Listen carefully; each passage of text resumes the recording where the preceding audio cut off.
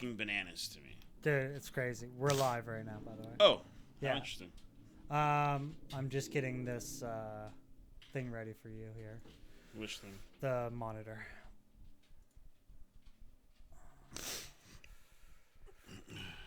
Yeah, dude, wiling out, man. I can't believe it. I never had like all my teachers had like bingo arms.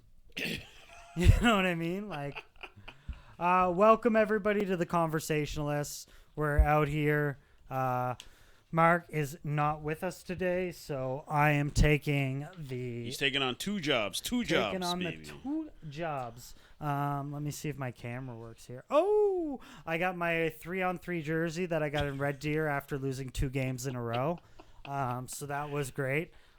So this was a tournament that you played in a couple of years ago. It was a 3-on-3 tournament. Yeah. So 2 guys from work. One of them was like, "Yo, let's have this. Let's have this game." And yeah. I was like, "Sure."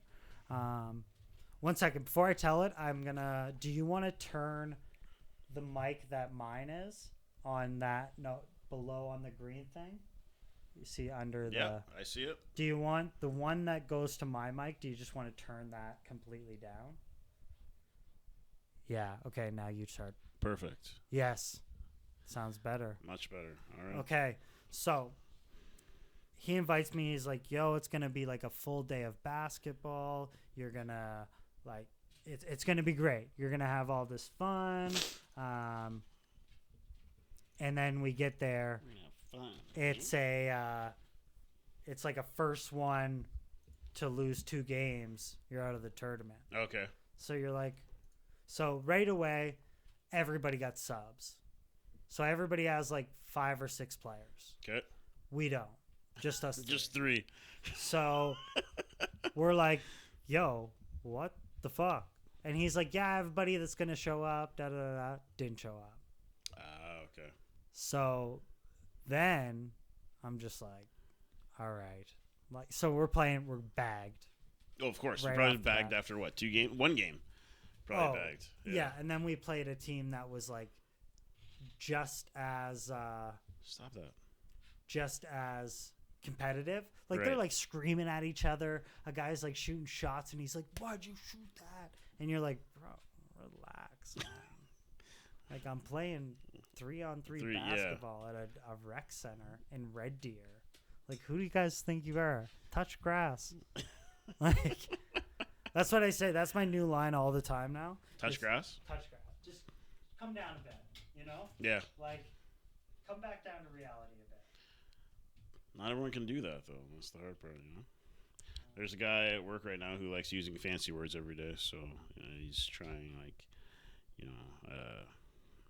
for example, he's talking about a town or in the city. It's like, the colony that we live in or this area, or I didn't go to the movies last night. I went to the cinema.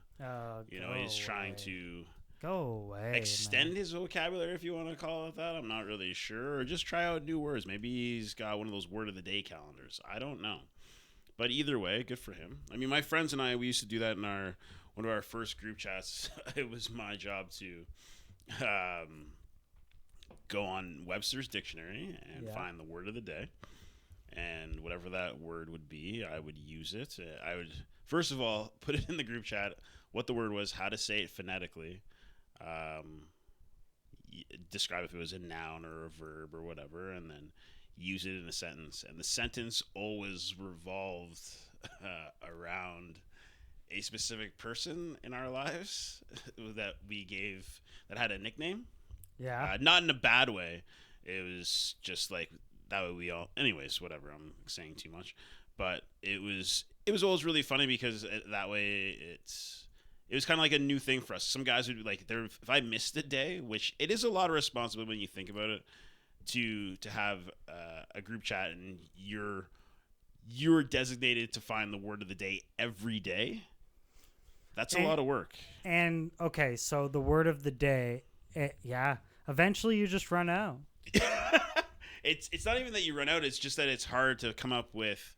It's hard to remember to do that all the time because it's like, hey, I got to work, or hey, I've got these responsibilities, or I've got this going on. So if you miss a day, it's a lot. But on top of that, using it in a sentence was always the bread and butter of what I was doing, because you'd like the definition and everything like that you get from the website, but it was using it in a sentence as an example was always the hard part, because that I had to make up on my own and use it properly in describing whatever the example was. Did you use a lot of like Urban Dictionary? I always looked. No, I just use Merriam-Webster's dictionary every day, which was fun when you think about it. It's like, I don't know. Let's see what the word of the day is today.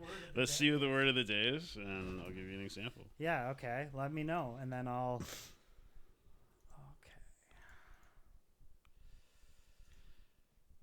But how's your week been, man? Tell me all about it. What's been going on? Honestly, I'm just ready to sleep, dude. Yeah. Like, it's been one of those as well, you know? Yeah. I'm just pumped to go to sleep. The long sleep. Yeah. Week was busy. I'm been preparing a lot for different guests. I haven't read in a while, but I'm having a guest on that wrote a book. So I'm trying to get through their book. Okay. So this is somebody for the Solo Spotlight? Yes. Okay. Sheridan Taylor. Really? Like? Yeah. Really? So he's going to come on and talk about his book and everything. Cool. And now I'm reading his book. What's it called? It's called I'm Not Okay, Okay. Okay. Great book. Check it out. It's on Amazon. It's on all different places you buy books. Okay. I got to talking with him. Super great guy. We set something up. Yeah. And maybe if you want to come that day. Maybe, yeah, I'm also interviewing McPherson. Oh, nice. Yeah. So those two guests are going to be coming on. Not together. Okay. Separately. I'm very excited to have both of them on. Yep. McPherson to talk about his weight loss journey. And he's really done and getting into MMA and all that type of stuff. Like, well, he's always been like, I think, a judo or jiu-jitsu guy, but yeah, his journey so far on the weight loss program, I mean, he's really keeping that in check, and he's really doing well. So yeah, and it's just inspiring stuff, right? Absolutely. I think that both are gonna have different. Both are gonna center around this idea of like mental health and that kind of stuff, and like physical and emotional well-being, and like recognizing moments in your life where like you recognized you needed a change. I think that a lot of people need to. It's something that isn't really focused on or talked about enough. So hearing it from people who are going through it and have like great experiences, or like they're following in their progression and everything's going well, or whether there's ups and downs, but whether like hearing about their story and seeing how they're progressing and how they handle it, I think is always an important thing to be shared amongst anybody, really. Yeah, like I said, it's the book, but to be fair, the book is like it's heavy, right? Yeah, like of course. It talks about a lot of stuff. So absolutely, you have to you have to be prepared for that and kind of cognizant of what you're getting yourself into.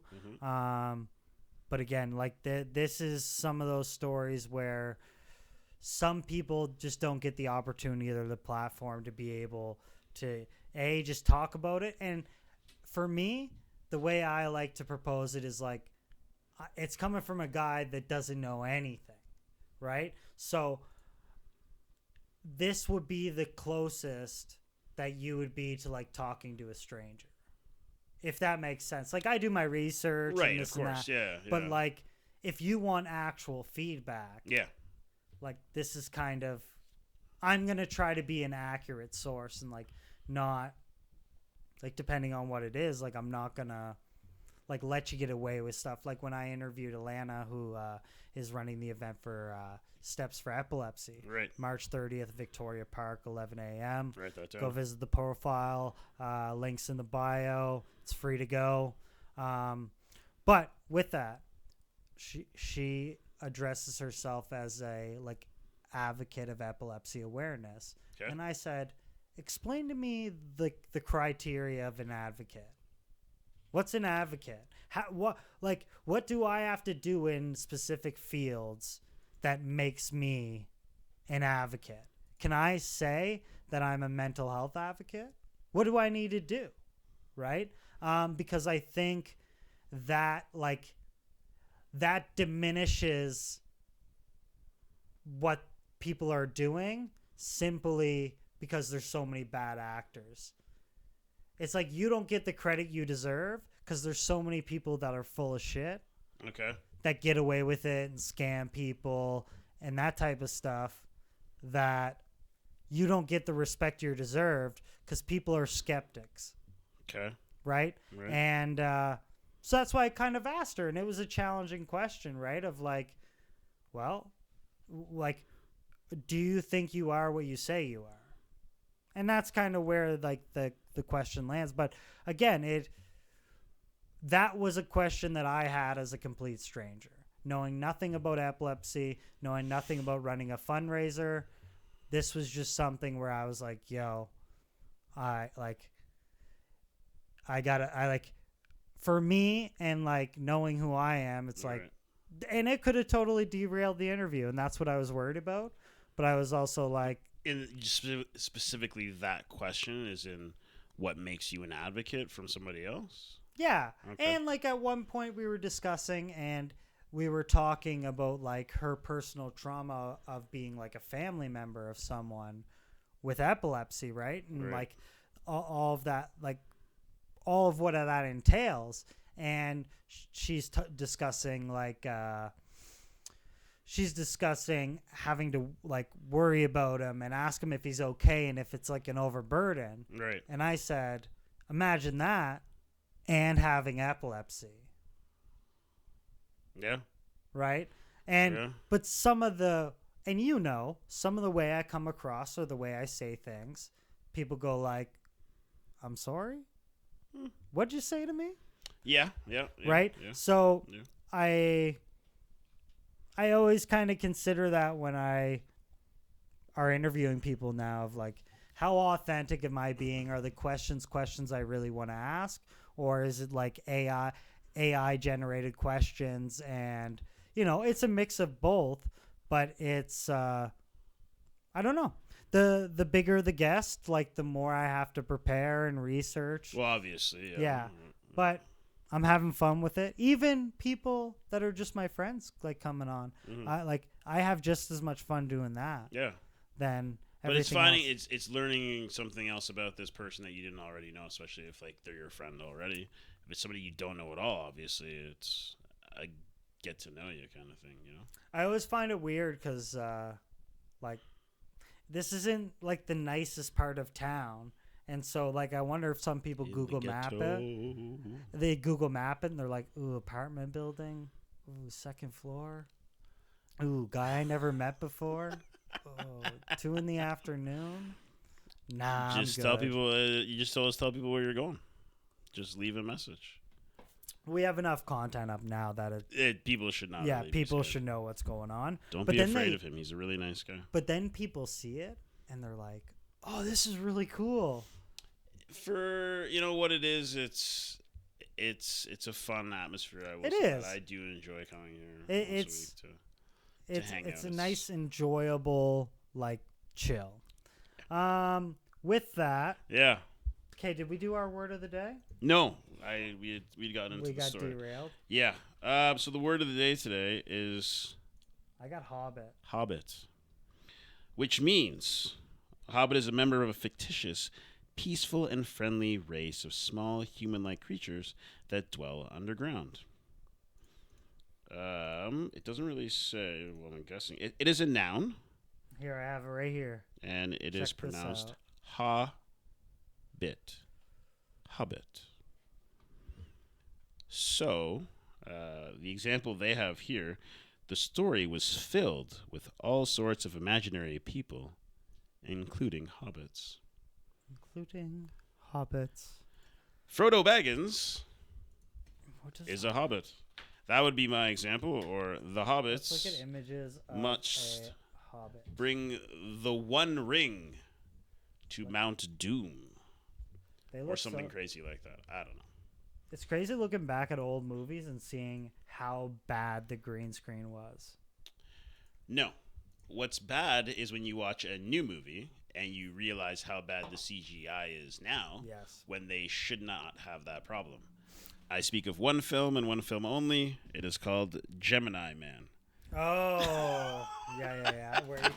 That's like he's his younger self. Yeah, and I was like, this for the year this movie came out, this should be CGI should be way better. Yeah, like somebody was talking. There's something on Instagram that pops up on my feed every once in a while. It's about Transformers, like one of those that came out years ago, forever ago, and the CGI is so smooth and it's so crisp and the animation is fantastic, and you're like, this came out in like what, 2006? 2007.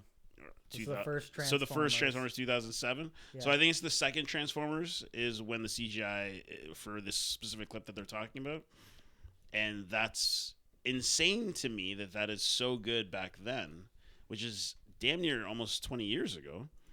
And this CGI for Gemini Man, which came out when? Can you look that? I think that's like what, 20. I want to say 2017 maybe. 2019. 2019. And the CGI is just terrible. awful in that movie. Budgeting. Well, at least it didn't get shot. Like the set of Iron. I mean. You mean Rust? Rust. Yeah. Same. Same, but different. Yeah. Have you ever seen those like behind the scene clips of the people that are like stunt doubles and shit? Yes. Getting their heads pulled off? Yeah. I'm a big movie guy. So behind the scenes stuff is something that I really do enjoy to check out and see how the process is made, seeing behind the curtain, if you will. For example, we were watching The Truman Show yesterday, a friend and I, and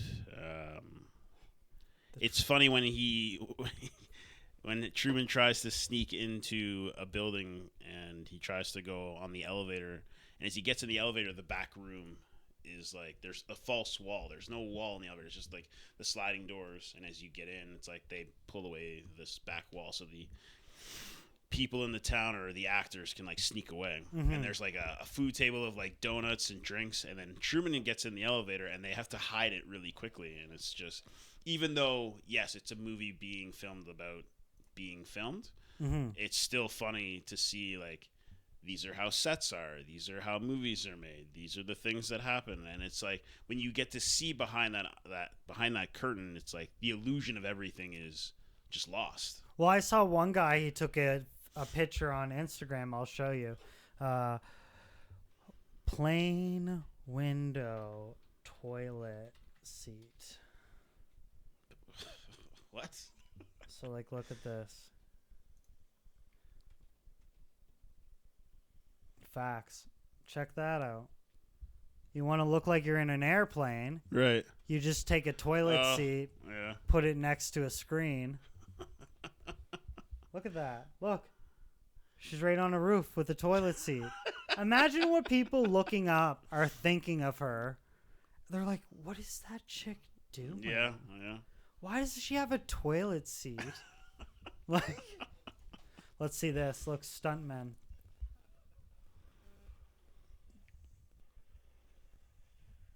No, you suck. I didn't even show you. Sorry. No, definitely didn't see it either. Okay. It's okay. Technical difficulties. Oh, gosh.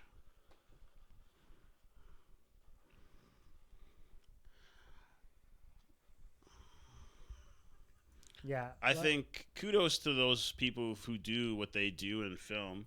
And Once Upon a Time in Hollywood is like a tribute to those people. When I say those people, I mean stunt doubles or people who do stunts in films, as well as Fall Guy with. I haven't seen Ryan that, Gosling. but it looks good. It's quite entertaining, I guess. Sure. I didn't turn it off. I didn't hate it. It wasn't the worst movie I've ever seen. But those guys who put themselves on the line every day and doing these specific stunts that some people don't want to do. Like, I mean, thinking about it, when you like, for another example, I was watching Old School the other day, and there's the scene right at the end where Will Ferrell and Jeremy Piven are having their fight match, and then they roll down the stairs in the classroom, and it's like, as easy as that looks, do I want to roll down some stairs? Mm-hmm. You know what I mean? Like, and it's not like 1 or 2 stairs; it's like 15 stairs that you're rolling down, and it's not something that I want to do. Look at this. These people are willing to put themselves on the line all the time to do that, and I think it's hard work. It's not easy, and you know, I mean, Tom Cruise does all his own stunts now. Pretty much, a lot of actors are trying to do their own stunts. Jackie Chan, doing all their own stunts, which I think is very, very, very impressive. I mean, Rumble in the Bronx is where he broke his foot, and he was still continuing to do stunts. They gave him a cast, and they painted it to look like his shoe, and he was still doing all his own stunts on a broken foot. The man's a freak of nature, and still at the age that he is right now, I'm not even sure. He is he's still putting his body on the line, and I think it's courageous and it's impressive to see. Tom Cruise is action movies now, and we were talking about that today too. And there isn't probably an action movie that he would do at this moment that I probably would not watch. I mean, I think it's incredible the things that he's doing. Not everyone's obviously going to do that, but it makes it more authentic. Obviously, when you can see that actor doing their own stunts, obviously that's the reason why he does it, to show that it is me, it is my character doing these things, and it's not somebody else. So it's like, you don't have to. You're fully embodying that. You're fully embodying your character. It's like, I'm not just leaving it up to somebody else. And it's probably like a form of method acting as well. Like if I don't do my own stunts, then like, you're kind of like displacing yourself. Yeah, maybe. Sure. Do you go to a lot of movies now? Not a lot. I mean, the last movie I saw in theaters would have been Captain America: Brave New World, so that's last month.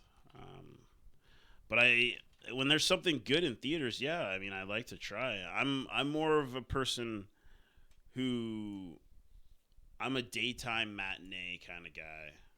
Daytime movies? Yeah, like I'll go by myself. I'm not a big.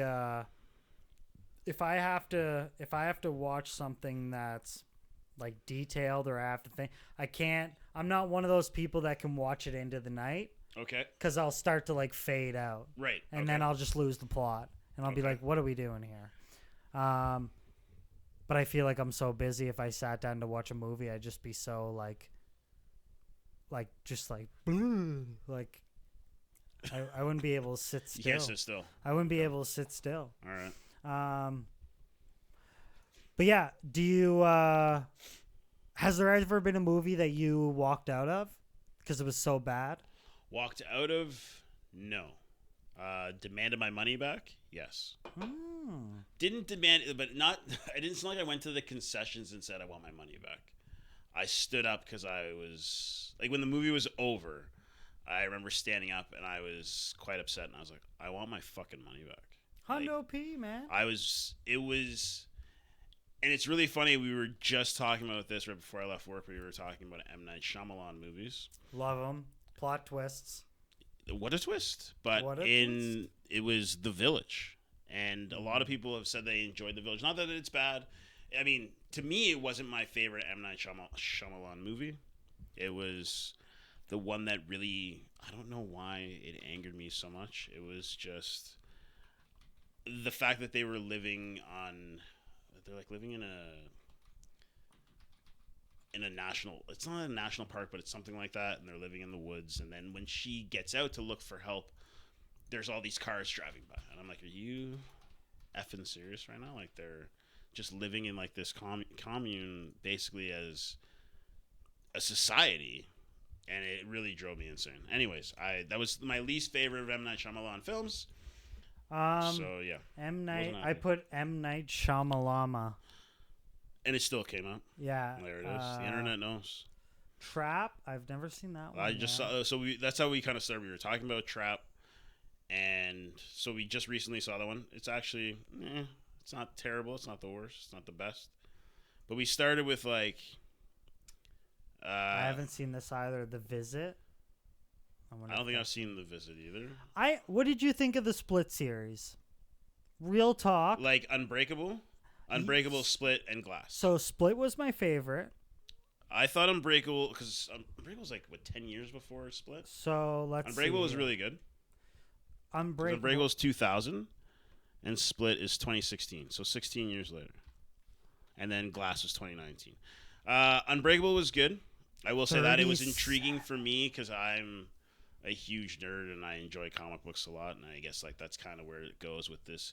But I didn't realize that when the movie first came out. Either way, I enjoyed it. Then when I saw Split, I knew who James McAvoy was, and after seeing this performance, I mean, you can't say like he's not a good actor. Absolutely. Like, there are other films that I've seen him in, and you're just like, oh, yeah, it's just James McAvoy guy, and he's and then really you see good. this, look. And then you see this. And 79 on Rotten Tomatoes, Split. But it's all the different characters he plays, and he plays them so well, and it's very, believable that it's somebody who would have all these... The way he plays all these split personalities, it's so well done. He's just, you can really see how talented of a guy that he is. So yeah, yeah. Shout out M. Night Shyamalan. I'd shout out more James McAvoy. So Knock at the Cabin was good. Yeah, I haven't watched Old before. Sixth Sense, great movie. Obviously, classic. Yeah. I just looked at this one and I was like, ooh, that's a toss up. Well, that's the first one. Yeah, exactly. And I didn't. And then I was like, right. I was like, that was like the pre. Yeah, Signs is also quite good. I enjoyed that one as well. But yeah. Movies. I don't know how we got here, but sure. I don't know, man. I want to see this Flight Risk also with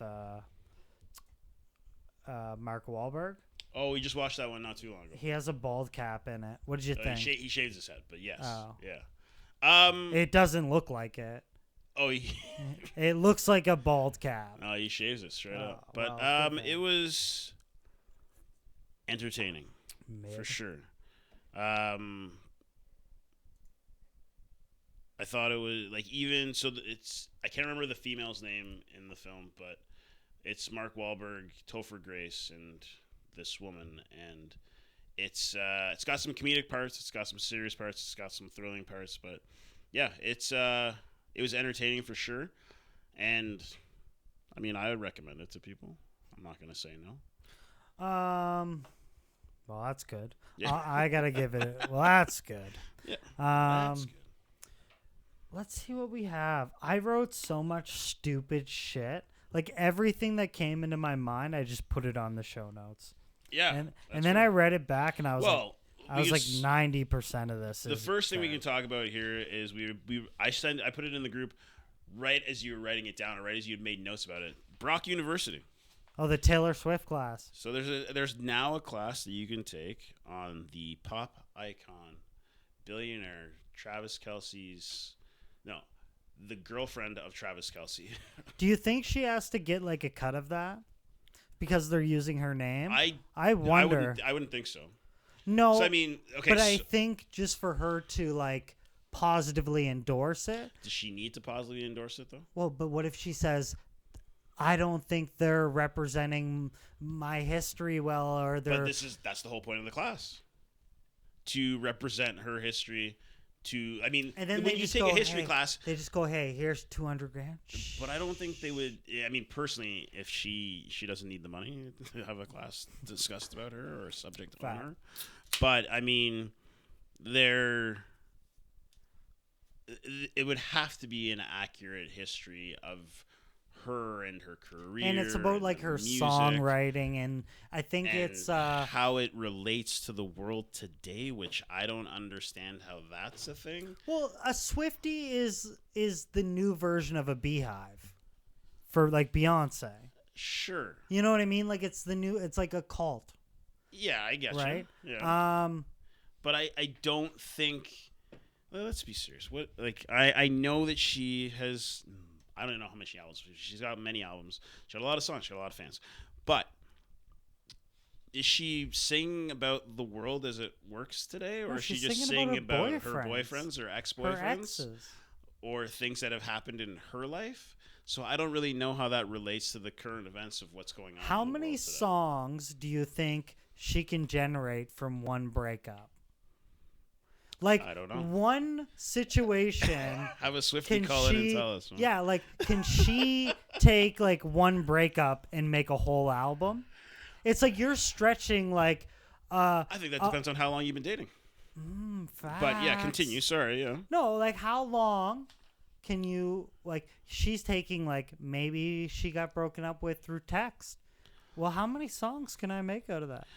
Well, she did release a song. I don't know this. Okay, so I know that she released an album. There was a song that was on it that had to do with a specific dude in a breakup.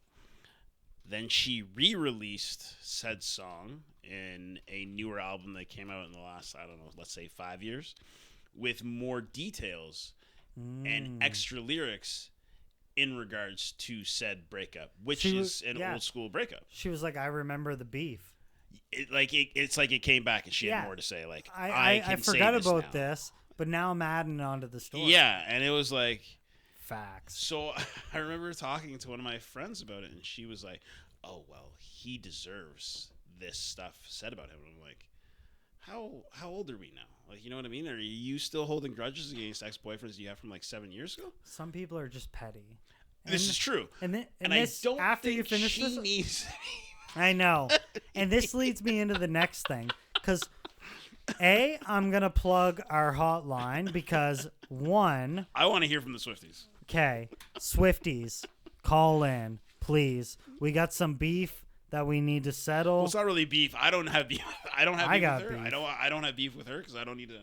You don't need the beef? I'm not famous, and I'm not going to catch her smoke, so it doesn't matter. But okay, everybody... We love you to death, but you got to call into our hotline, baby. You can tell us who you are. You don't have to tell us who you are. That's fine. This can be totally anonymous. We would love to hear from you guys. So listen, this post got 163 likes, 75,000 views, no calls. We love you. We appreciate the support. Don't forget to call the hotline. We'd love to hear the stories. We want to hear you debate some things that we talk about.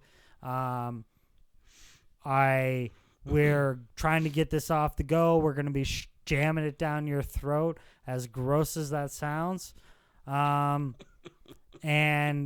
yeah, engage with us. Let us know, what are we doing? How can we fix it? No. Let's just share some stories. Yeah, and tell us wild stories. You got some confessions. You got some advice. You got some. What's your hot take? All right. Don't forget to call the hotline. Let me get the number here. There was something I did want to talk about. Yeah. Go ahead.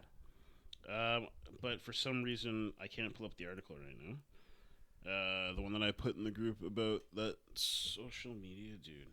Oh, I think I tried to click on it and it said I couldn't view it in Canada. Yeah, so that's... So anyway, I'm going to try to pull it up here, but I'm going to try to explain some of it. Okay.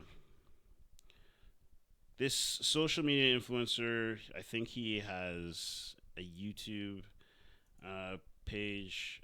He goes on a date, and he walks out, I guess, 15 minutes after. He's a TikTok guy. I hope this isn't the actual video of the date. TikTok walks out on date. After getting yelled at? This guy right here. Look. Yeah. What's his name? All right. Solo Dolo. YOLO. Because YOLO. Wow. So he goes on a date with a girl to like a coffee shop or whatever. And she starts asking the questions. They're having the conversation of, what are you looking for? Do you want a future with somebody? Do you want to have kids?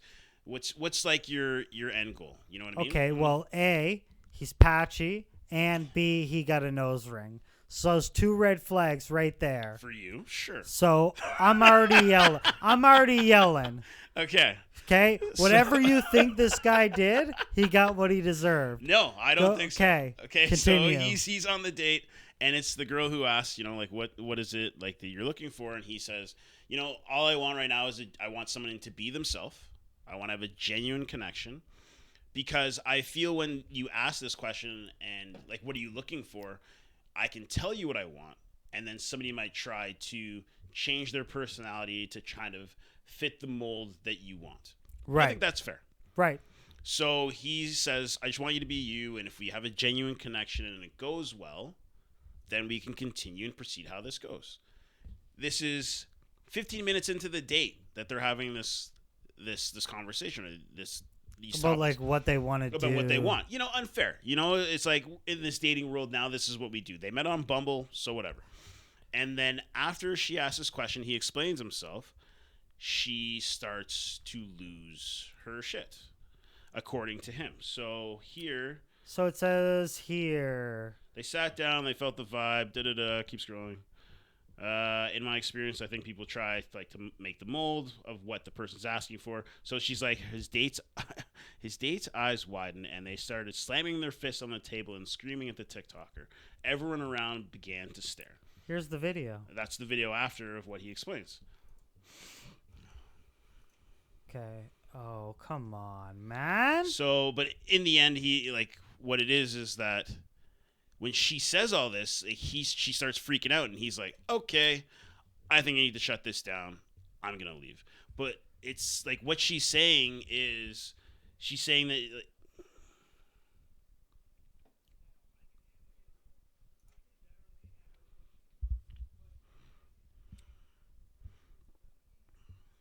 facts.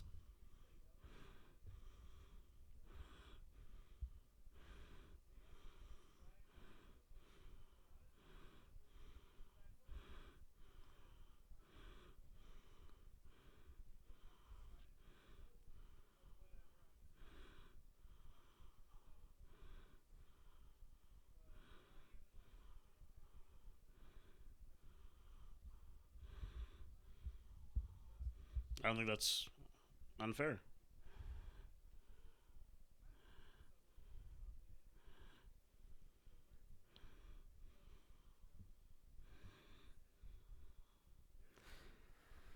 I mean,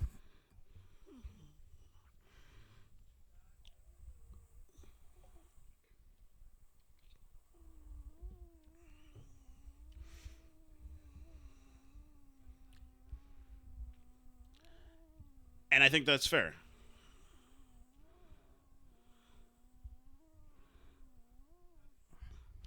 After meeting somebody in the first 15 minutes. so let's see how this guy responded. Well, he left.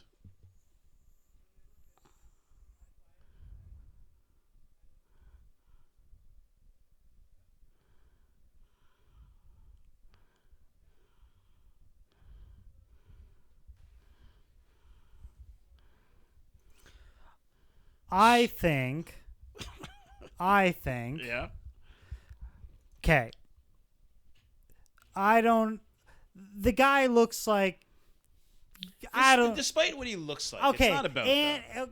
But You were okay. So okay, you're not but going we to swipe talk- right on this guy. Okay, but somebody we swiped talked right on about. him. Okay, but we talked about like the way people talk. Right. It's like, dude, you sound like a fucking weenie. Sure, but what he's saying is she asked the question. Look, I'm gonna put my face right here, like I'm That, sitting works. in the chair. That actually works. Right She there. asked the question. He answered it, but because she did not like the answer, this is how she responded. Is this how we start dates now? Is like, oh, where do you? It's like, what do you do for fun? Everyone's got their questions that they want to ask on a date, and I'm sure. Well, we had this as long as you conversation don't before have where a it's like, fucking checklist how of much do you things. make? And it's You're like, yeah, all right, settle down. Yeah, I still can't. Yeah, I saw a I'm not reel even about. touch that one. I saw a reel about that, and Yeah. what the guy did was he pulled out a scale, put it on the ground, and he gave her like face wipes, and he's like, "Oh, I just want to make sure that like what I see is like once the mask come off." Yep. And people destroyed this dude. I want to see the comments. I want to see what people said about this guy, to be honest. Fair. That's fine. So what do you think overall? Like, what would you do in this situation? What would you do in this situation? You know what? I feel the same way about if that's how you're going to conduct yourself because of... You want to... Okay, I'm trying to... Sorry. Because if somebody reacted that way after me answering the question, maybe not in the same manner, maybe like giving my answer and you don't like that answer, that's not my problem. That really is not my problem. You asked I didn't propose this question to you. You proposed it to me, and I answered it. And if you can't handle that, and you're gonna have an outburst like a child in a restaurant after meeting me for the first time meeting me in the first hour or 15, 20 minutes of meeting me, and this is how you're going to conduct yourself, I'm probably going to walk out too. I probably would. I'm not going to lie about it. No, I would have walked out, but see, this is my issue. This is where I have a problem is like, I just naturally match people's energy. So if this chick starts slamming her fists on the table, then she starts barking, I'll start... And that's fair. Some people will do that, and that's fine. I'm not saying no. You can conduct yourself however you want to. I'd probably jump right over the table. But I'm not going to sit there and be berated or be yelled at after meeting somebody for the first time, and this is how you're going to conduct yourself. That's not me. I'm also not 25 years old. Yeah, and even at 25, it's still... You know what I mean? Yeah.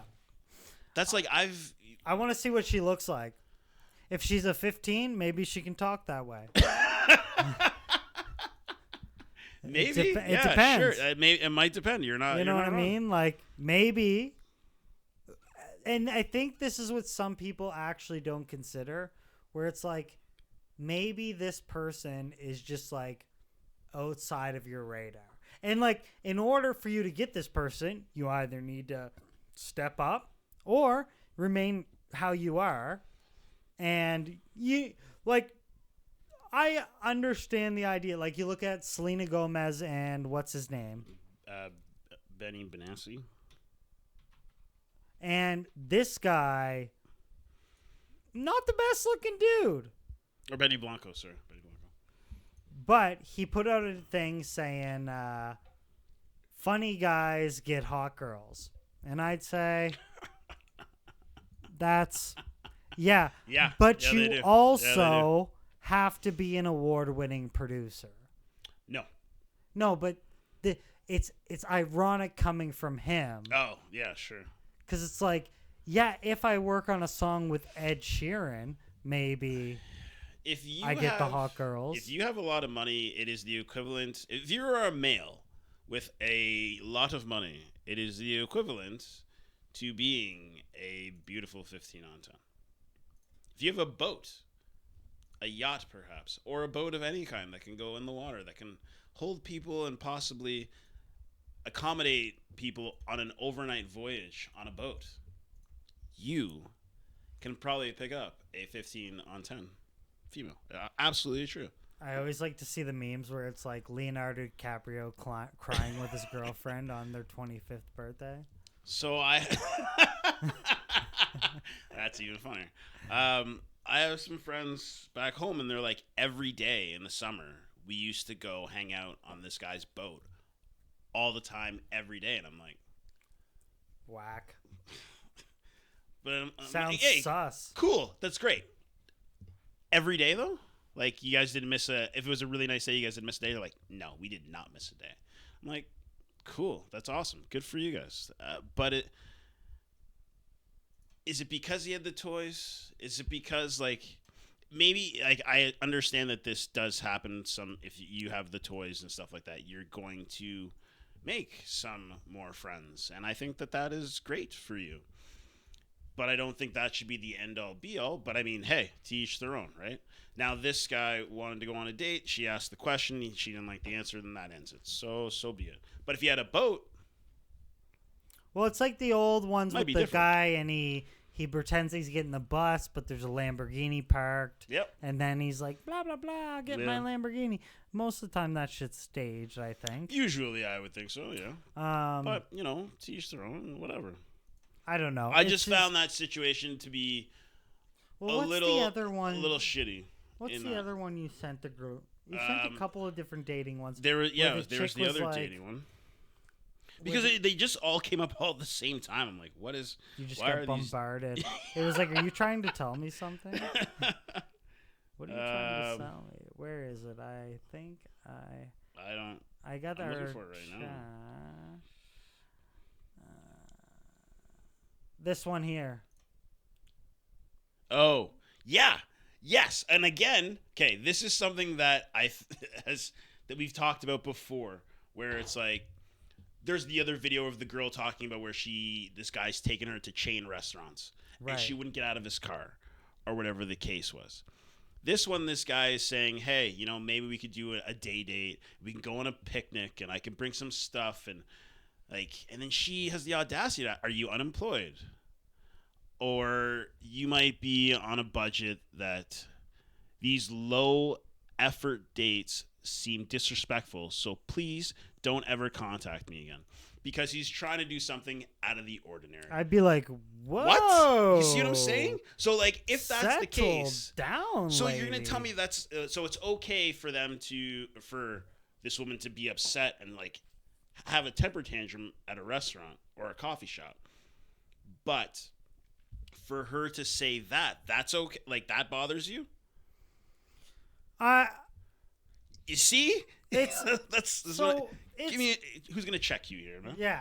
I don't know. I'm very happy with my girlfriend. I have no issues. Perfect. And the thing is, even, I'm not one of these people that, it's like, oh, you don't, I'm not trying to win people over. Right. It's like, oh, we ain't vibing? All right. Nux. See you later. Yeah. Check up the dude. Yeah, okay. Psh, see you later. And it's like I just move on with my day. But right. But some people, they take severe exception not being liked.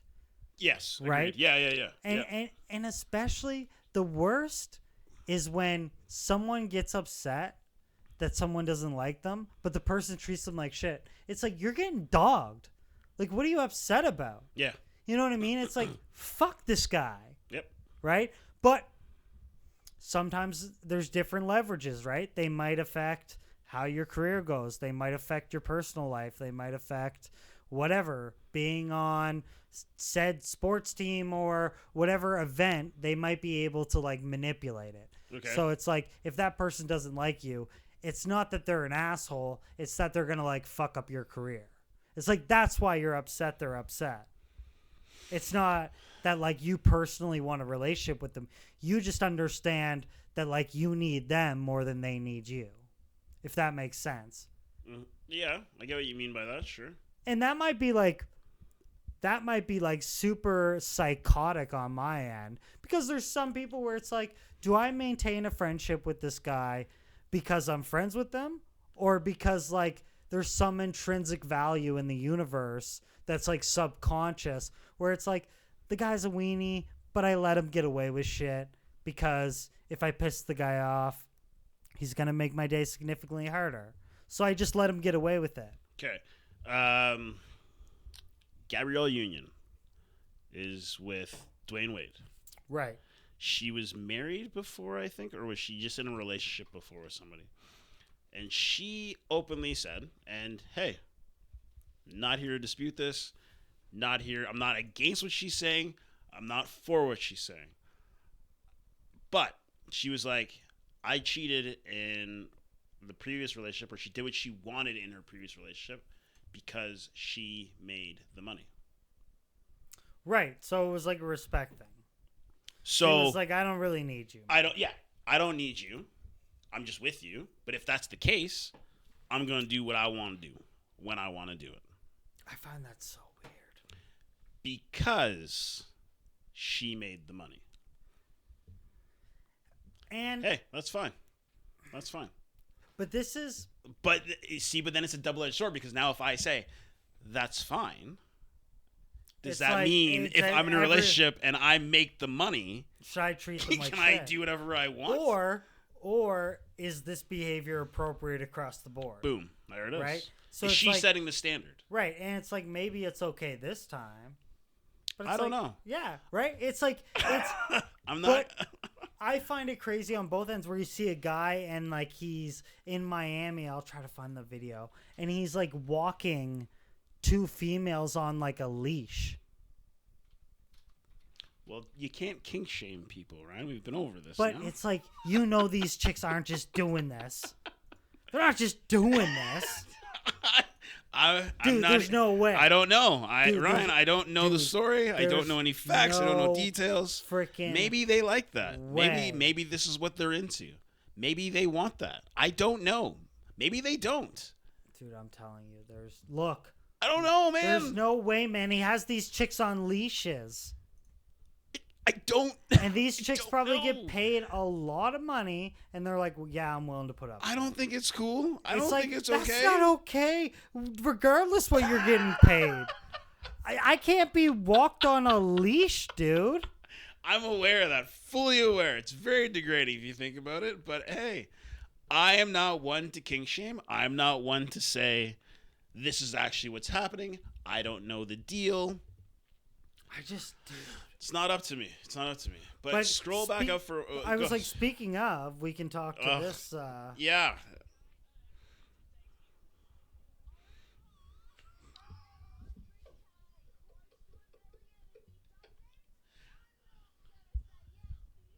Settle down. 500. He gets paid every year. 500. He saves up towards the ring. If he doesn't, saves up. Oh my god. So 500,000, she's saying a year. He still needs to save up to buy a ring.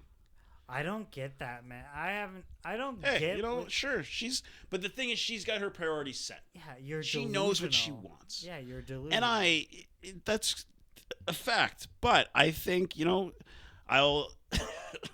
not here to take anything away from her. This is what she wants. She knows what she wants. I hope she finds it. Do you think? I hope she finds love. This is what I'd ask her. Look at me, lady. Do you think you deserve a man worth 500,000? Clearly, her answer is going to be yes. And then you say, "What's your job?" She's like, "I work at Sobeys." You're like, "What?" Such is love, man. It doesn't. And then the next question she asks, "What's your life insurance policy?" I just love you so much. I care about you. Red flags going off, but the alarms are sounding. Policy? A little wild to me. Can we just scroll up for 1 second? Yeah. There's the one thing. It's a different. Keep going. Yeah, a little more. Yeah. Oh, what's this? A little more. A little more up. A little more up. This guy right here. So this is the finals of the... What league is this? NBL. The NBL league. So this guy, I don't know his name, unfortunately. His team. It's Matthew Deladova. Matthew Deladova is on whichever team was in the finals, Sorry. and they lost. And he was named the MVP of the finals, even though his team had just lost in the finals. And he gave up his MVP trophy, or the player of the finals, to the guard of the other team, of the championship team, because he's saying that he deserved it. And I just want to say that's a moment of pure class. Let's see it. On his behalf. Davo, this really belongs to you. You had a hell of a series. Congratulations on the win. To our boys, thanks for a fun season. To our families, we appreciate everything you do. But Davo, this is yours. And he walks it down to him. Class act. Yeah, I don't know if you should get an award like that if you're part of the losing team. Like, if you should play the that best- disqualify you? Like, say if you have Finals MVP, should being the loser should they only be able to pick a guy from the winning team? No, I don't think so. I think it depends on. I think it really depends on the performance. I agree. But I think it's a very, very, very rare circumstance. It's not. It doesn't happen very often where the MVP or the the MVP of the finals is on the Losing opposing team. or the losing team. because they're the one that gets them. Yes. Right. So that being said, I think that's a pure class act. I understand he's upset that he just lost, but the fact that he's willing to give up his MVP trophy to somebody who he feels is better deserving, or more deserving, I shouldn't say better deserving, but I think that's a class move. Oh, for sure. 100%, man. I think that type of sportsmanship is Not really seen that much anymore, and I think that's it's kind of a cool thing. That's all. shout out to them. Yeah. What else we got?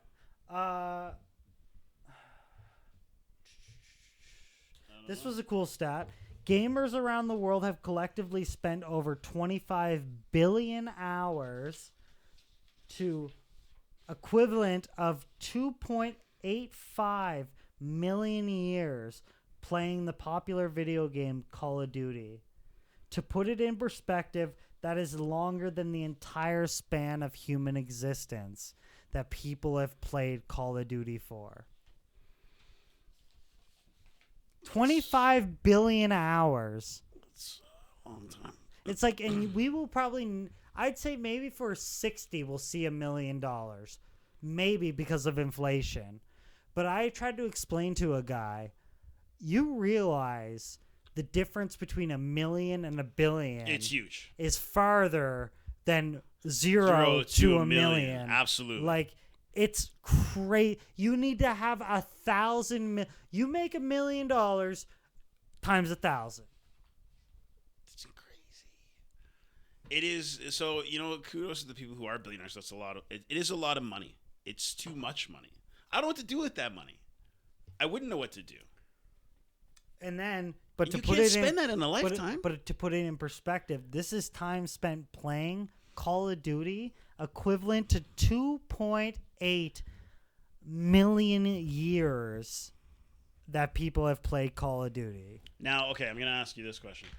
I know that they say, playing video games and staying inside, could be not detrimental to your health, but it's like, hey, man, get outside, get some fresh air. There is now I'm going to plug this place. I can't remember the name of it right now. There's a tactical laser tag place in Edmonton. I think I'm going to be going to that at the end of the month. And I've talked to some people who've gone, they're like, dude, it's just like real life Call of Duty, man. And you can get shock rounds too, can't you? I don't know. Haven't been. Yeah, But so you can do capture the flag, you can do death matches, you can do team death matches, and all these things. So it's basically live action Call of Duty, but with lasers. So you're not, but the guys who go now, they're like, would you rather do this, or would you rather do this with a joystick at home and play against people online? I think honestly, you know what it is? I think it depends how good you are. So if you're really good at both, you're probably going to do the real life. If you're bad in the real life, but you're really good at Call of Duty, you're sticking to Call of Duty. I'm going to be the guy who plays it in real life because I'm not very good at Call of Duty. Right. So I'll be the one who does the laser tag, I guess. But at least now I know. I also think, too, it's like, is this guy playing Call of Duty by himself, but he's with 10 of his friends playing? Maybe. Right? So maybe there's a social element, right? Like there is, but I think even if you're playing online, you still have that social element of playing with people, even though you're not physically in the same room with these people. Like, you're still working together in the same goal and the same objective on an online format. But now you can do the same thing. Because even talking to some of these guys who've been, they're like, there's spots where guys go to camp. And they'll camp there the entire time. Yeah, see, if you're corny about it and, someone ruins the experience. But it's going to be just like that. It doesn't, it happens. It just. Because people want to win. Exactly. People want to win by any means. But that's what I mean, though. So it doesn't matter if I'm playing this at home. There are going to be campers. If I'm playing it live, there are going to be campers. And for those of you guys at home who don't know what campers are, it's people who hide out in a specific spot. and then they can just pick you off all day. Like right by a doorway, and then you run through the doorway. Bah. Yeah, bum, you're done. Right? You know. I think that's crazy. That's a lot of time. Yeah. Um, We'll just kick this off or say this real quick. George Foreman has died. passed away last 76. week. 76 years old. So sad day. The Foreman Grill. He left that behind for us, which is a great little invention. The legacy. But he also was a tremendous boxer and won some fights and lost some fights over his career. So may he rest in peace. And sad times. All the good ones are gone now. They're going. They're going, and that's it. We're getting. It's scary to think about now, when all like these people are passing, and it's the things they've. But I mean, this is what happens in life. Well, even look at like very close, like Steph Curry, LeBron James. Like eventually, these guys are going to retire, right? Retire, yeah. And then you just go Kobe. where? Yeah, Kobe. It's interesting, but eventually the people that are there, they're going to establish names like Doncic and Tatum and all of these guys. They're going to take the helm. But, it's like a good moment because you remember everything that they did. Yeah. But then it's like, oh, I'm never going to see this again.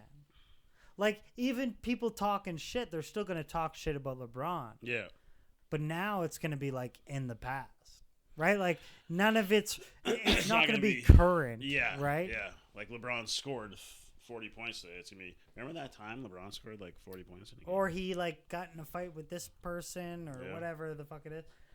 Speaking of basketball, Atlanta Hawks point guard Trae Young became the fastest player in the NBA to reach 2,000 turnovers. Yes. I saw that. Yeah. Achieving it on his 470th game.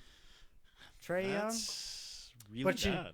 But you know who the second fastest was? No. LeBron James. Really? He achieved it 2,000 turnovers February 16th, 2011 after approximately 600 regular season games. So I don't know how good that stat is because... it's not a good stat to have. Because Trae Young says 470th game, but this one says regular season game. Oh, yeah. So am I measuring regular season games or am I measuring regular season and playoff? I don't know. Yeah. Boston Celtics sold $6.1 billion. $6.1 billion. That's wild, man. Previous record 6.05 set by NFL's Washington Commanders. In 2023. 2043. Yep. Bill Chisholm. Let's see what this ugly guy looks like. Co-founder and managing partner of Symphony Technology Group, or the STG. Let's see what he looks like. Oh, he looks young, dog. Nope, he does not look young. This much I did know. He was not a young dude. He was young Oh, once. that's not him, though. Oh, yeah, that's current Celtics owner. Yeah. Oh, that's who sold it.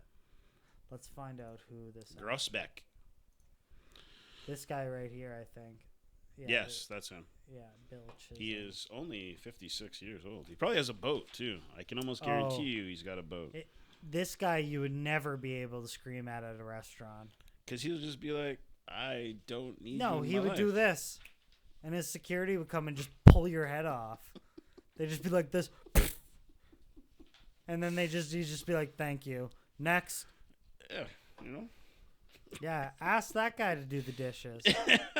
Ask that guy to do the He'll dishes. just he'll throw out China and he'll buy new ones tomorrow. You don't need to do dishes. Yeah, it's like one of throw 'em those guys that never wears the same clothes ever. Never wear he the same outfit twice. Yeah, like everything's brand new. Brand new. I think that is in my opinion, I think that is rich. When you can travel. That's a big flex. When you can travel without luggage. I don't need it. I'm just going to go where I'm going. I'll either purchase new things, or I have a place where I'm going and there's already things there for me. That's and crazy. I think that's balling. That's money. That's power. That's a flex. But anyways, yeah, we're moving on. We could quickly talk about. Yeah, we're hitting an hour here, so we kind of gotta. Barry Wilmore and Sunita Williams. Yeah. the astronauts who were supposed to be up in space for. It was 7 months. They're supposed to be No, sorry. It was let's find out. I have a computer in front of me. NASA. They were supposed to be up there for, I think wasn't very long. It was supposed to be like a couple of days. Yeah, it was like 7 days. And they were up there for 286 days. Yes. And they just came back to Earth last week. Yeah, they landed. They left in June 5th. 2024? June 5th. Yeah. So I was listening to, I have XFM radio, and I was going to work one day, and they started talking about, they've been up there for so long. And you start to have, urges and needs. What are you going to do while you're up there? Are you jerking off? Are you going to jerk off in space? And how do you collect the jerk off and get it out of the way? You just take a cup and you just scoop it. What if because you're in space? It's floating. No, what if because you're in space, something to do with like the pressure just automatically turns your cum into like an alien? Okay, no. You know what I mean? Like No. you come and then it's like I've seen the movie Life, and things without spinal columns or bones freak me the fuck out. like octopuses and shit. Yeah, it's Squids. not. They shouldn't be able to grab you the way that they do. So with the movie Life, it's Ryan Reynolds, Jake Gyllenhaal,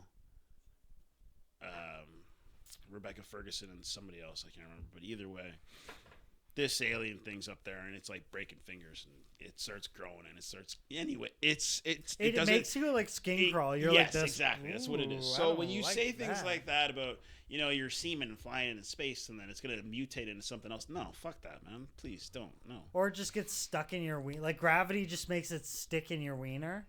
No. You know what I'm No, saying? I get it. But anyways, that was a question that this radio DJ had was, if you have urges while you're up there, what are they doing? Especially because they're both two members of the opposite sex. They probably have an alien glory hole. They just stick their dick outside the spaceship, and then some alien comes like one of those koi fish. It's like an alien koi fish. You have really thought about that for the male perspective. There's a female up there too, so what do you thought about that? Yeah, but the thing is, you probably have a lot of mechanical stuff, and these guys are all engineers. So it's like these so guys. you think they just build some sex toys while They're up in gonna space? engineer themselves a giant dick. They're You know what I mean? They're like Matthew. You They're walk like Matt in. Damon in The Martian. It's like, I'm gonna science the shit out of Yeah, this. and instead you walk in, and it's like a 12-foot like contraption. Well, good for them, and I'm glad that they're back on Earth, safe and sound. Because being stuck up in space is not anywhere. It's the last place. It's being stuck in space, being stuck in like 127 hours, being stuck in a mountain or in a rock, or being stuck under the sea. Do you think? None of those. Okay, how do you think they found out?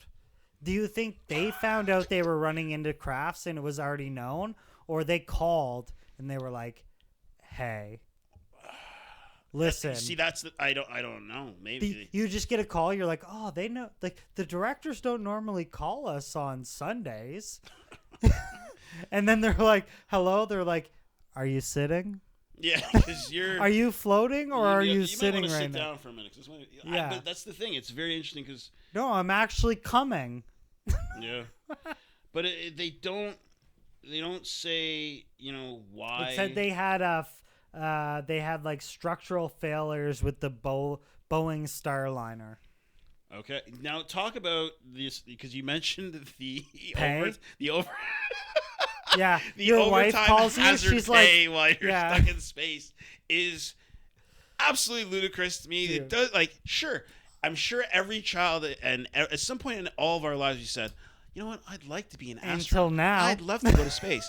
Until now. now. Hearing that them got stuck up there and then hearing what they dude. Please go ahead. So, as an astronaut, these guys get stuck in space. The big question was, and people made like memes about it. Yeah. And they were like, "Yo, if they're up there for 9 months, like whatever they're getting paid, it must be."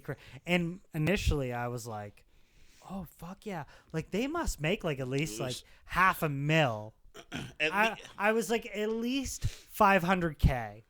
these guys are gonna make is just like, hey, we're sorry Boeing sucks. Right. Yeah.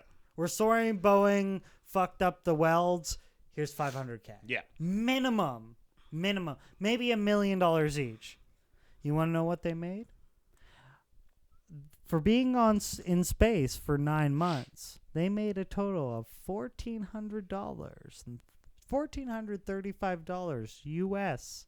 Because in their contract, they get paid incidentals at $5 US a day for being in space.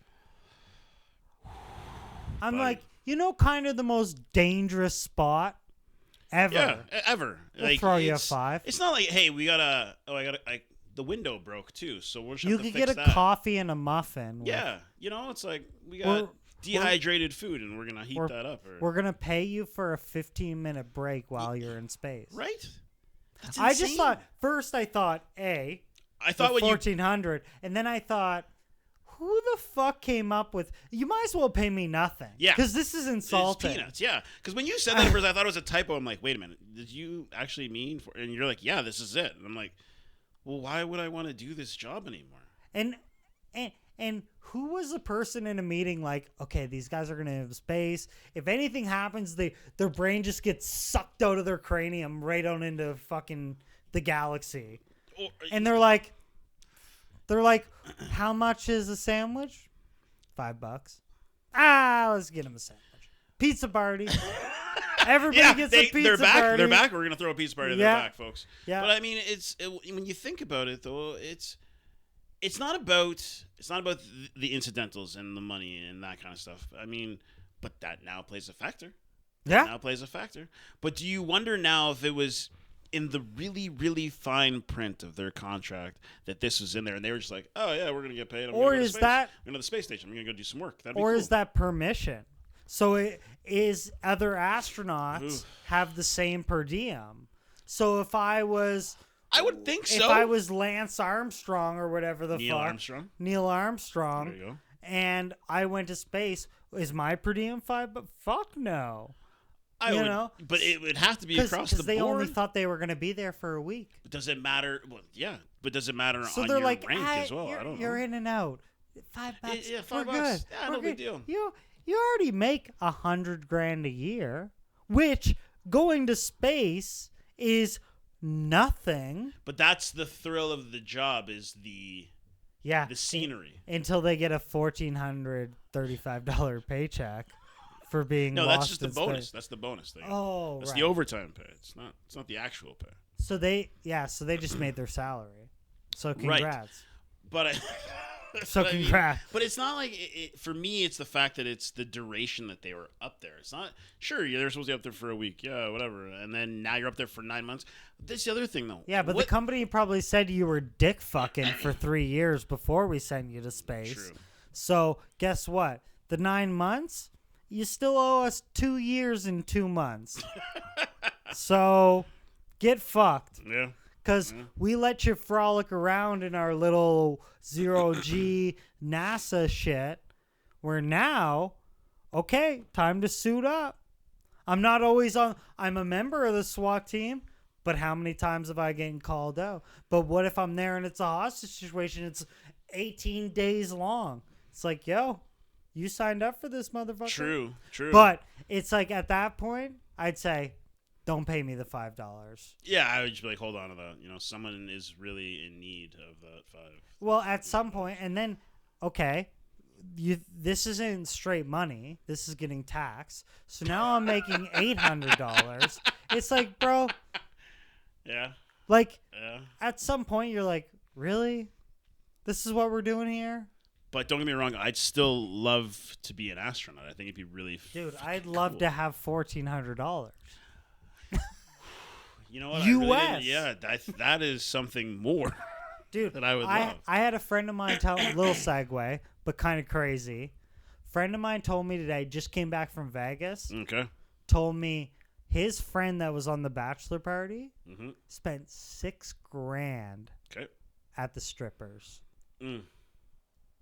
I'm like, dude, I was like, what? I'm sorry. How many grands? I don't want to know the kind of fun he was having. So apparently they took him upstairs, and Well, he of was there course. for like 90 minutes, and then 90 minutes? There's no way. He's got to be up there for longer. He'd have to be up there no. for an So hour they long. went up, and they were like, "Oh, he's almost done," and it was like 30 minutes. They went up again, and they were like, "He's just getting changed in 15 minutes," and it got billed on his credit card, course. so it couldn't have been prostitution. Fair. Sure. Right. It maybe if the whatever the I don't know. But it was like, dude.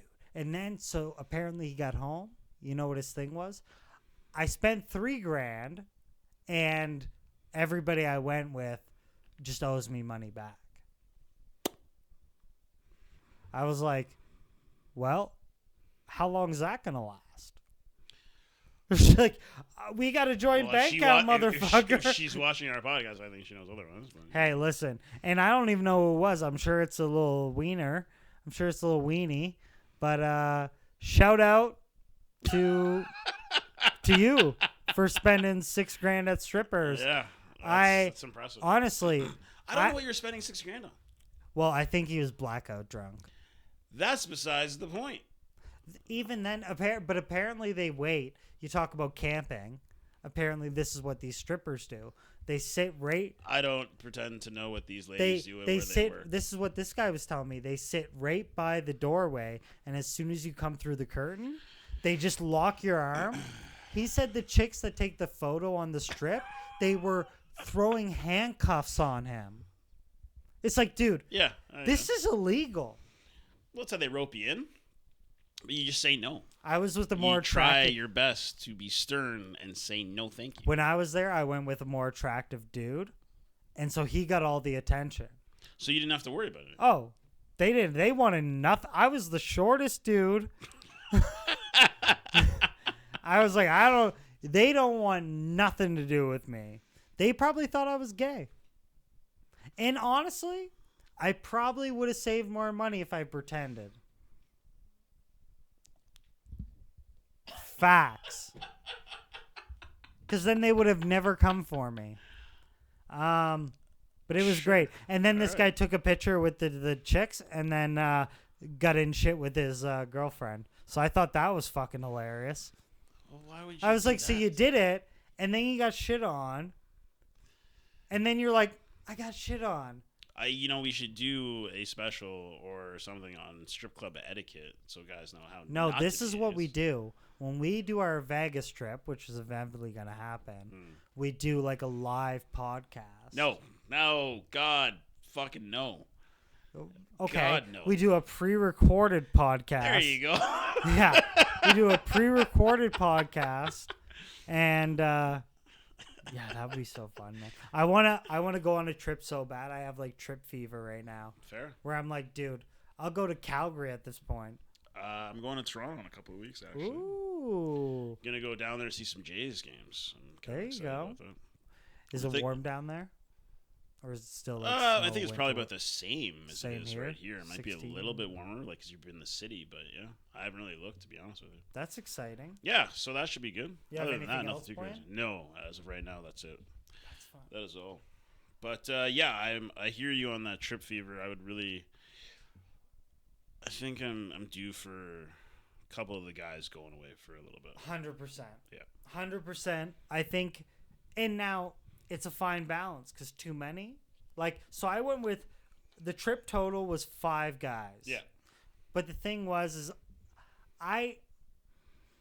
none of us had like similar interests Yeah. or like, Yeah, I know that trip. You know what I mean? Yeah, So yeah. it was still fun, and I got to learn more about my friends. Yes. But it was also like I wanted to go see like stand-up comedy. I wanted to go to Cirque du Soleil. Right. I wanted to go see a hockey game. Right. I wanted to go see the Rippers because at that point I was single. Like Yeah. all of that, I wanted to go to a nightclub. But it was like some people wanted to go and do like the food and Yes. the sightseeing and Yes. stuff. Which again, it was like, well, these are the people I picked. I was a little cheesed, but I was also like, yo, I understand. This is how it goes. And that was the same thing for my trip when I went to Vegas. It was my first time I went with a group of guys who, some of them had been before, some of them hadn't. And then they're like And- Vegas savants, and you're like, Yeah. listen. They're like, oh man, let's go here. Oh man, let's go And here. you're I'm like, yeah, cool. but I'm I just like, don't like the fucking. I don't like Stranger Things fucking pop-up shop. But I'd never been before, so these guys had. So I'm like, yeah, sure, I'll go check out whatever you guys want to see, and I can gander around and whatever. I had lists of things. I had other friends who told me things to check out when I go down there, things to see. But, the one day, I actually did very well in Vegas. I came ahead. I came out of Vegas with money, and I will Ooh. say that I'm very huzzah to me. I know if I Yeah. go back, that'll probably never happen. And we were talking about going to see a hockey game. The Knights, Chicago was in town, the Blackhawks, and they were going to play Vegas. And I was like, I can afford some tickets right now. We could go to the game. And some of the guys were like, nah, I'm not really feeling it. One guy wasn't feeling well. And Of then course. myself and two of the guys, like Mark and another guy, we were like, let's just go. Just the Fuck three of us. 'em. Let's fucking do it. And then everyone's like, I was like, we should probably all stick together. I'm like, fuck. Because, you're right. You want to experience everything kind of together. One guy was having a really bad time in Vegas because But he it's was... like, but at the same time, it's like, listen. Yeah, There's only a limited amount of time. And I realize... I regret... I will... Hands to God, I regret it. I regret saying that we're not going to go to this game when we should have gone to this. Because it's like, unfortunately, I don't have time to feel bad for you. Yes, exactly. But I sat there and I was a team player and I was like, oh, what am I doing? And either way, I still had a great time in Vegas. I ate a lot of food, I will say that. But we did. Or one time, guy was did like, have "Do you want to go see you want to get a tour of the jail?" It's like, no, Yeah. I don't. I know some people have actually. done that before. Like people have told me that they've done it, and I was like, cool, man. It's not. It's fucking weird, but it's all like- right, So I went to San Fran. right. And we did a tour of Alcatraz. Now that is something. But that's like synonymous, And that's what right? I mean. Like that's like I don't need to go to Vegas and see a jail in Vegas. What the fuck do I listen. want that for? They document it on A&E once a week. You know? I've seen it. Show me I've where. seen it. Yeah, like I want to see other cool spots where it's like, they filmed this stunt for this movie here, or this is where Al Capone was at one Have point. you ever been to New York? Many, many times, my friend. So I went on one of the one of the horse and buggy ones Oh, where cool. like Yeah, they yeah. do like the rickshaw or Yeah, whatever. Yeah, yeah. And that was probably, besides going to the Nets game, Mhm. that was probably the second best experience. Only because the guy had so much knowledge. Mhm. He was like, this is where Home Alone 2 was filmed, where Nice. he runs into. He's like, this is where Lady Gaga's was. He was like Jerry Seinfeld and that. And you see how it has three it has three like you know how a castle has like in the corners, Okay. like as those towers. Right. So apparently Jerry Seinfeld, like the architect or whatever, they ran out of money, so they couldn't build the fourth. So it has three towers, Okay. but it was supposed to be four. And then he said like this guy has a garage in there where he holds like 30 something cars, and you're just like, wow, you know a lot of shit. That's cool. Yeah. You know, The tour guides, if you can actually give a tour to the best of your ability and tell me things, it's well worth it. Dude. So- And he made us like hot chocolate, Yeah. like the whole 9 yards. It was that type of shit is It's cool. really cool. So I dated a girl who used to work back in Ottawa. She used to work at the Governor's General's house. Ooh. So she used to do the tours there. And we went there one day, and she knew a girl who was working. And she was like, "Can we just join?" She's like, "Unfortunately, I can't, whatever. So she gave me kind of like an unofficial tour to the best that she could That's sick. around the grounds. And this was I was watching a Jeopardy pop culture Jeopardy. It's on Amazon Prime, and it's not working right now, so don't worry about it. And this question popped up like about the first Stanley Cup. So the first Stanley Cup is named after one of the first Governor General, Lord Stanley, and he gave the cup to the NHL, and that was the first Stanley Cup, and it grew from there. Oh. So there's actually an outdoor rink at the grounds, and that's where the first Stanley Cup was ever played. So you can still go there. There's like a league that you can get into, and it's like a nighttime league, and they have the lights around it, and it's like a full-on rink. And whatever, and they still play hockey there all the time. And on weekends, there's like in the grounds at the front yard, there's a huge lawn, and they play cricket every Saturday in the summer. That's crazy. So it's just like these little things that you didn't even know. Like, I lived in Ottawa for how many years, and I never went to this, never been there to know this stuff. Mm-hmm. And you learn about all that. And she was telling me all this stuff. I'm like, this is really cool. And why Ottawa has like this huge tulip festival it had to do with. And she explained all this to me as well. And it's like, it's really neat history. And I'm like, that's really cool. But it's those kinds of tours that you can get, whereas people are knowledgeable of all these different things that you didn't even know, especially when you live in the city, I think is crazy. It's pretty cool. It's pretty fucking cool. And then did you tell her that you know that a teacher in the U.S. got banged by a bunch of kids in scream masks? That's episode 32, everybody. Go check out our episode. See us on social media, Facebook, Instagram, YouTube. Let me get this freaking number for you. We got to put the number up here on this board now. Yeah, we'll have to. So, listen to me closely, you motherfuckers. The number is Conversationalist Hotline 1-587-418-4715. This is a 24-hour voicemail or text hotline. You can text or call us, and it fucking annoys the shit out of me because it goes right to my phone and calls me, so I might even answer. So, give us a call. Let us know your take. Again, that number is 1-587-418-4715. Call us, Conversationalist Hotline. Love to hear from you. This has been episode 32 of The Conversationalist. I'm Ryan. This is Rich. Thank you very much for coming out. Have a good one, folks.